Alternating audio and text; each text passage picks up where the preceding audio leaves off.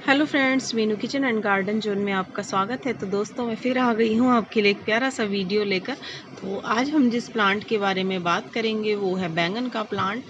तो दोस्तों, इस प्लांट की मैं किस तरीके से केयर करती हूँ, कौन सी खाद और फर्टिलाइज़र मैं इसमें देती हूँ, वो सब मैं आज आपको बताऊँगी। और किस तरीके से ये जो मेरा बैंगन का पौधा है ये पूरी तरीके से फलों से लदा हुआ है, आप देख सकते हैं। और कितने अच्छे से ये ग्रोथ कर रहा है और इसका कोई भी फूल दोस्तों झड़ कर गिरा नहीं है और सारे ही जो इसके फूल हैं वो फल में कन्वर्ट हो गए हैं। तो मैं आपको बताऊंगी कि मैं इसकी केयर कैसे करती हूँ। तो चलिए वीडियो शुरू करते हैं। दोस्तों, सबसे पहले बैंगन के पौधे के बारे में अगर मैं आपको एक ख़ास बात बताऊं तो वो ये है दोस्तों, इसका जब भी आप पॉट का चुनाव करते हैं तो वो बड़ा ही रखिएगा। तो चाहे आप इसको ग्रो बैग में लगा रहे हैं, चाहे आप इसको गमले में लगा रहे हैं, तो दोनों ही जो पॉट और ग्रो बैग का साइज़ है वो आप बड़ा रखिएगा। क्योंकि जितने भी बड़े पॉट में या ग्रो बैग में आप इसे लगाएंगे तो उतना अच्छे तरीके से ये ग्रोथ कर पाएगा। आप देख ही रहे हैं जिस तरीके से। और जहाँ पर भी दोस्तों आप इसको पॉट या गमले में लगाते हैं, सिर्फ एक ही पौधा लगाइएगा। जैसे आप 12 इंच के अगर गमले में लगा रहे हैं या 15 इंच के गमले में लगा रहे हैं या फिर 18 इंच के गमले में लगा रहे हैं, तो भी आप सिर्फ एक ही पौधा लगाइए, एक साथ दो पौधे ना लगाइए, ताकि वो एक ही पौधा अच्छे से ग्रोथ कर पाए। और बैंगन का जो पौधा होता है दोस्तों, उसकी जो जड़ें होती हैं वो बहुत ही गहराई तक जाती हैं। तो इसको बहुत ही ज़्यादा जगह चाहिए होती है इसकी जड़ों को फैलने के लिए। अगर आप इसको छोटा पॉट देंगे तो इसकी जड़ें अच्छे से फैल नहीं पाएंगी। और एक दो हार्वेस्टिंग के बाद, 2 या 3 फल लगने के बाद ये जो पौधा है वो आपका ख़राब होने लग जाएगा। तो मैं आपको यही सजेस्ट करूँगी कि जब भी आप नर्सरी से पौधा लाते हैं या फिर बीज लगाते हैं तो एक ही पौधा एक पॉट में रखिएगा। और जो पॉट का साइज़ है वो 18 इंच से कम नहीं रखिएगा। और अगर आप ग्रो बैग में लगा रहे हैं तो 15 बाय 15 का ग्रो बैग इसके लिए बहुत सफिशेंट है। जिस तरीके से आप देख रहे हैं, मेरा ये जो पौधा है वो 15 इंच के ग्रो बैग में लगा हुआ है और ये इस पौधे के लिए बहुत ही अच्छा है। और बहुत अच्छे से दोस्तों ये जो पौधा है मेरा, ये फल देता है। और देख लीजिए इसकी जो ग्रोथ है वो भी बहुत अच्छे तरीके से हो रही है। जो इसके जो पत्ते हैं, आप उनका साइज़ भी देख लीजिए, कितने बड़े पत्ते आए हुए हैं इस पर। जो गमले में पौधा मेरा बैंगन का लगा हुआ है वो भी मैं आपको अभी दिखाती हूँ। उस पर भी देख लीजिए आप, कम से कम दोस्तों उस पर 6 फल से ज़्यादा नहीं आते हैं और उसके जो पत्तों का साइज़ है वो भी बहुत छोटा है। तो अभी मैं उसके बारे में भी आपको बताऊंगी और दिखाऊंगी। और रही बात दोस्तों सबसे पहले इसकी मिट्टी बनाने की बात, तो जब भी आप नर्सरी से पौधा लाते हैं सबसे पहले तो पॉट बड़ा रखिए। दूसरा दोस्तों, इसके ये देख लीजिए, पहले आप मेरा जो गमला है वो देख लीजिए।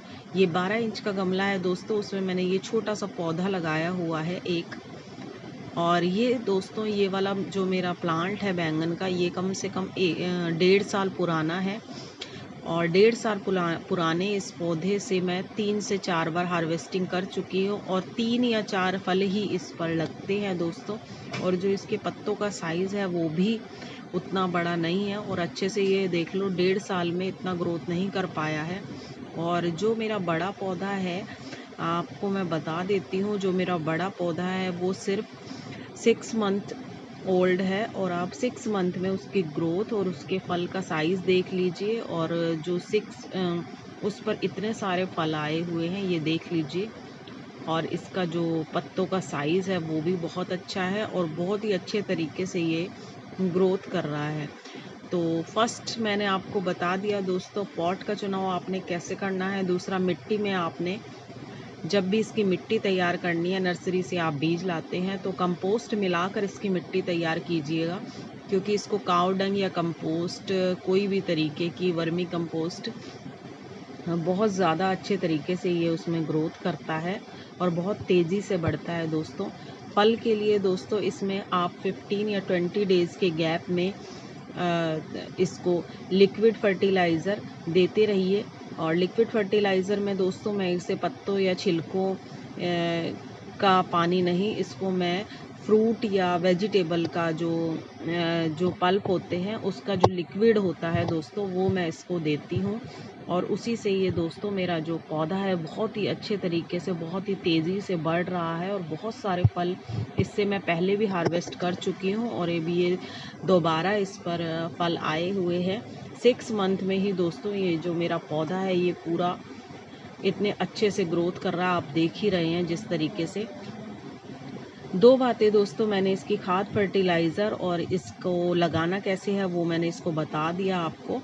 अब मैं थर्ड आपको बता दूं, इसकी धूप की बात कर लेते हैं दोस्तों। धूप में इसको बहुत ही अच्छे तरीके से इसको धूप चाहिए होती है और इसको बिल्कुल भी शेडी एरिया की ज़रूरत नहीं होती दोस्तों। इसको आप फुल सनलाइट में रखिए। ये समर का प्लांट है, पूरे साल चलता है वैसे तो, पर वैसे है ये समर का ही प्लांट। तो बहुत ही अच्छे तरीके से दोस्तों ये ग्रोथ करता है। अगर इसको धूप अच्छी मिले तो इसके जड़ों को अच्छे से धूप आप दीजिए।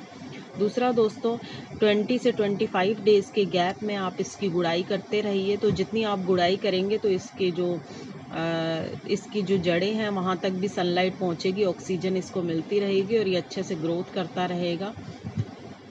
बाकी दोस्तों बहुत ज़्यादा केयर ये पौधा नहीं मांगता है और इतने में ही ये आपको बहुत अच्छे फल आपको देगा ये।